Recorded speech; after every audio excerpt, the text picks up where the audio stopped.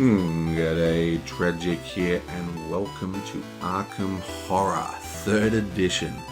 Oh boy, pretty excited for this one.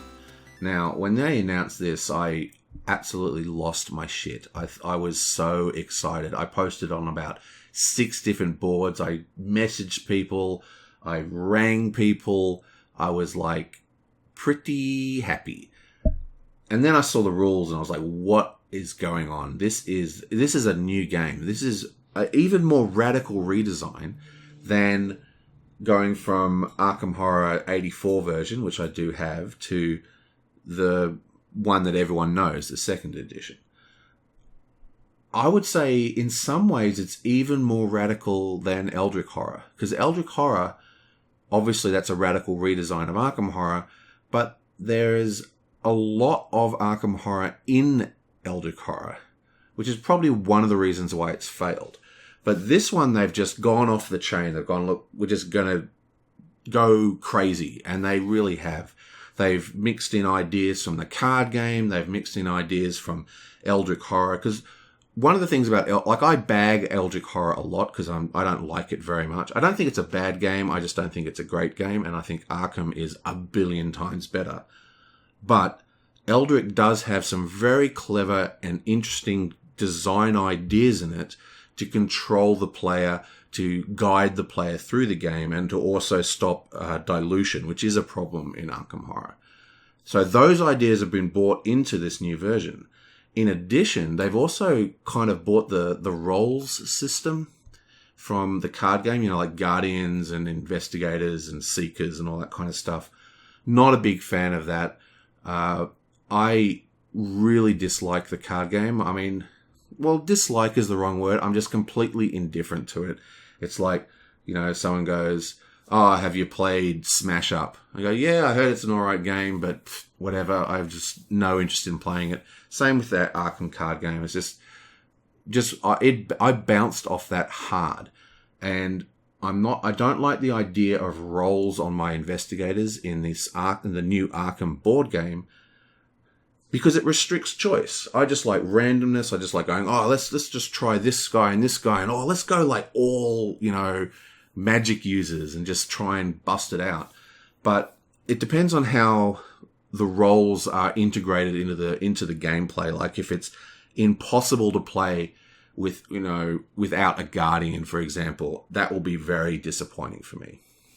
But anyway, so they've taken those ideas and they've taken the I don't know what they call it, the Chaos Bag. They've taken the Chaos Bag idea from the card game, which is a freaking awesome idea. The Chaos Bag in the Arkham card game is just a custom dice.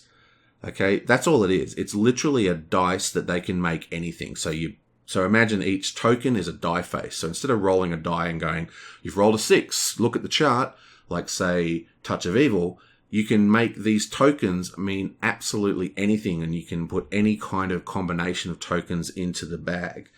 So really great idea, and that has been brought over as well. So there's a lot of great ideas in here, but the best idea, in my opinion, is that they're going to try and replicate Arkham Horror, which is the fucking best game they have made. Period. It is the best event game. I mean, it is so good. I love that game. Anyway, there's games like Robinson Crusoe and Touch of Evil. There's a lot of games that come close. There's games that don't measure up, like Eldritch Horror or Fortune and Glory. These are games that are good but don't measure up. And there's games that are kind of, this is a great idea, but there's something went a bit wrong, like Agents of Smirch or whatever. All these games are good, they're playable, they're fun, but Arkham Horror is just a step above them all. So trying to take all the modern game design ideas from Eldritch Horror and the Arkham card game and putting it into the Arkham Horror board game aesthetic, if they can capture Arkham Horror but bring these improvements in, I'm very excited to play this. I can't wait to play this, basically. Okay, well, that's enough rambling. Let's get into this, man. Okay, so I think I've actually got this set up. That was unbelievably painful setting this up.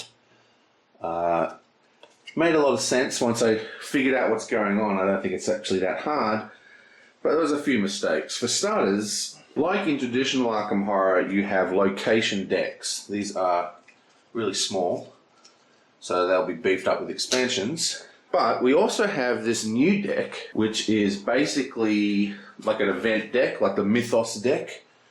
But they also have the same covers, the exact same backs as the locations. And I think that's so we can tell where these events occur. So if you look at this deck, it's all sorts of different backs. So what happened is I shuffled all of these things into those decks, and then I had to unshuffle them, and then I had to pull them out, and I had to reshuffle all of it. So that was a pain. That was the first pain. Second pain is the actual card here. This is our scenario that we're playing, and I just could not, because I kept looking on the back. So all the information of what you got to do is on the back, except the starting location, which is on the front. I was going nuts trying to figure out whether I thought this thing here was the starting location, that little mark, so that space, but no, whatever. So that's that. So I think I've got everything set up. There are some cool things that I quite liked. The characters now have their own item cards. You don't have to sort through the decks to find their particular items. They've all got 3 starting items each, nice and simple. Okay, so first up we have Mithai Pan, King in Yellow, $3, choose one, Analytical Mind or Synergy. Story so far. Mihai was born to a Vietnamese family in Korea before relocating to the United States. Mi's facility with languages and her excellent marks helped her secure a job with a firm in Arkham, and Mi was delighted to find that her new boss, Mr. Thomas, was a good man and a friend. But then Thomas acquired the blasphemous play, The King in Yellow. Reading it was enough to make him moody and dangerous. He urged her to read it too, but she found it too disturbing. Then Mr. Thomas killed himself. Mi is convinced that if she could learn the secrets of the play, she can prevent anyone else from suffering Mr. Thomas's fate. Okay, so she starts with a focus of 2 and 6, and she's pretty much 3s right down the board. She's a sort of average kind of everything. She does have a special ability. All around you, once per round while resolving a test, you or another investigator in your space may reroll dice up to the number of clues in your neighborhood. Very cool. We have the old spellcaster from early days. 5, 7, 4, and then 3, 2 down. Very nice. Good old Dexter Drake. Magical gift. Once per round, by resolving a will test, you may reroll one or all of your dice. Your focus limit is equal to the number of spells you have. That's fantastic. I see what this means. So you have 3 items, and you have to take the top one, and then you get to choose out of the 2 left over these ones, okay? So he has to take, he gets $2 and the Relier thing. She had the King in Yellow play, right? So he gets $3 in the King in Yellow play. How lame are these compared to the cool note tokens in the other one? I'll try not to bag this game out until I played it. I'm not making any promises. Okay, what's on the back here? The story so far. Magic, illusions, have been the hobby of Dexter Drake from childhood into the Great War. As a boy, he dreamed of a real sorcery, but vanishing coins and other stage magic was the closest he ever came, until the old street musician had unleashed his curse. Since then, Dexter has learned the truth. Real magic existed, and it was more terrible than he could ever imagine. But what was he to do, except learn as much about it as he possibly could? Find the trick, the man behind the curtain, the secret that made it all make sense. Except the curtain is reality, and the great Drake is less and less certain that the secret is worth knowing. Careful what you wish for, buddy. Okay, we've got Tommy Madoon again. He's the guy who rides his cool bike. And he's 222, he's got some nice strength. Sort of pretty average, a lot of health though. Focus limit 2. Shield from harm. If a monster would engage another investigator in your space, you may engage that monster instead. He gets $2 and the motorcycle. Oh no, $2 in the shotgun. Excellent. The Muldoons had generations of service in the police force, and Tommy was no exception. He was the pride of his family when he graduated from the academy in Boston, so he wasn't pleased when he was loaned to the Arkham City Police. After all, what could possibly compare to the big city crimes and cases he would work in Boston? Well, prepare yourself, my friend. As it happened, Arkham police work was plenty interesting, I bet, in its own way. Things in Arkham were downright weird, and it seemed the local police were more interested in pretending everything was normal than fixing anything. So Tommy and his grandfather's gun, Becky, had to fix things their way. There you go. And finally, we have this lady. Now, she's a latecomer to Arkham. She's in Eldrick and Arkham the card game. Angie's Baker. Blood casting. You may suffer damage instead of horror while casting a spell. While casting a spell, if you suffer damage or spend remnants, you gain +2 will. That's fantastic. We've got 2 spellcasters, basically, and a sort of investigator. So that's actually not bad. Look at the law 4, 2 all the way down, and a will of 3. Nice. Okay, so she gets $3 and she gets the heirloom. Man, the text on these cards are so tiny. I need a magnifying glass. And I'm wearing my glasses. Wow. Angie's had been troubled by dreams and visions, robed figures, incarnations, keening monsters clawing at the edge of sight. But a while back, she fell and hit her head. Since then, the visions have come in her waking hours. She sees herself leading the chanting of a robed figure, hiding a silver key in a masonry of a well, conjuring spells as a sorceress in the mythic land of Hyboria. Seeking an explanation, Angie has come to Arkham, home of sordid witch trials and other strange events. She took a job at Velma's, and then one day she found an old well with the loose masonry. And she found an old silver key hidden inside, exactly where she knew it would be. There is no fate but those we make, man. Right. And the big bad for this session will be none other than, looks Cthulhu-ish to me, Echoes of the Deep. In his house in Relia, dead Cthulhu waits dreaming. He slumbers and waits until the stars are right to bring Relia back from its home beneath the waves, and for the great old one to return. For that is not dead which can eternal lie, and with strange eons even death may die. Now, this has a kind of Eldritch horror sort of comet kind of system, basically. Each investigator suffers horror equal to the amount of doom in their space whenever this symbol comes out of the bag. Finally, we have to add these cards, which are scenario specific. These sort of set the mood for the game, I guess. We'll do them in numbered order. Anomalies. People walk with their heads down, shoulders hunched. With each new oddity, it becomes harder to pretend that nothing is wrong. But the vanishings, the strange lights, the sightings of inhuman creatures, they are not something which can be ignored, at least not for long. And here we have another one of those little symbols. When a space has 3 doom or a neighborhood has a total of 5 doom, place an anomaly in that neighborhood. If additional doom would be placed in the neighborhood with an anomaly, place that doom on the scenario sheet instead. If you would resolve an encounter in the neighborhood with an anomaly, you may resolve an anomaly encounter instead. If you would resolve an encounter in a neighborhood with an anomaly, you resolve an anomaly encounter instead. When a neighborhood has 0 doom, remove the anomaly from that neighborhood. So we've got to basically keep on top of that. And this is called the codex, which is sort of like the game state, I suppose, and it just fills up with cards. Hopefully it's not going to be too much. So the next card is 29. The stars are right, baby. A stifled silence permeates the night air. It would be relaxing if it weren't so uncomfortably humid. Not uncommon for this time of year, and for the fact that you have spent the last several hours cooped up in the observatory at Mr. Metonic University, following up on reports of strange astronomical events. Just as you're preparing to leave, a chill washes over you, and something within urges you to look out once again towards the stars. A bizarre emerald sheen lies heavy across the sky. You are filled with a sudden unease. What could cause such a thing? When there are 3 or more clues on the scenario sheet, flip this card. Okay, so that one collects clues.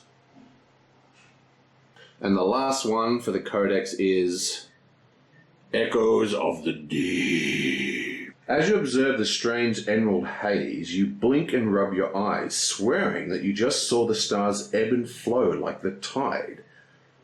You are about to write the strange phenomenon off as an illusionary side effect of the particular weather when you hear muffled shouts and cries from the streets below. Something is happening in the city. As you bolt down the stairs, eager to offer your assistance, the unmistakable smell of the ocean fills your nostrils. When there are 4 or more doom on the scenario, flip this card. There's the next one. Bam! So that's connecting 3 clues and that's collecting 3 doom. We have an event here, an event here. Nice. Lots of stuff to remember. Now, let's take a look at this crazy board, shall we? So this is the new Misomatonic University. Now, I'm putting all my investigators like this so it's easier for the camera to see them.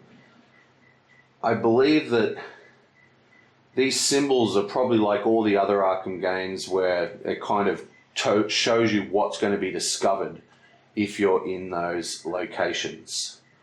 So if I go here, I'm likely to get spells, so I'll probably send my spell guys there. Meanwhile, the monsters in this game are actually cards, which seems like a bad thing, like, oh, that's lame, not the cool sort of wooden squares anymore. But really, a deck of cards, they can just put so many, that's all the monsters, look at all the monsters they give you in the beginning. This deck will end up being like this thick by the end of this life of this game.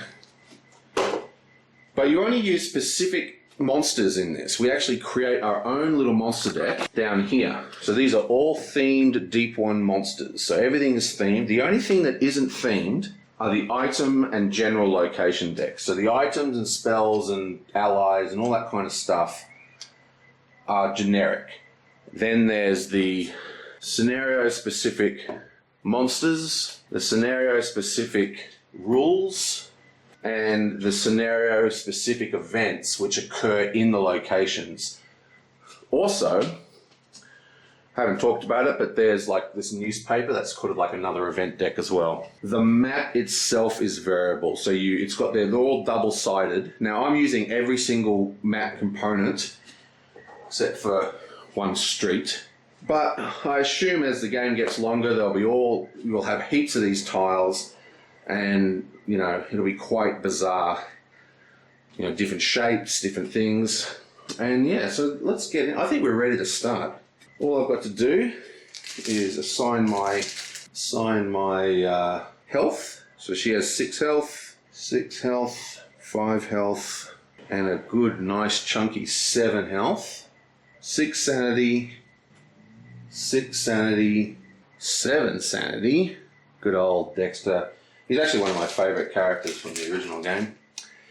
And 5 sanity. He's just a monster basher.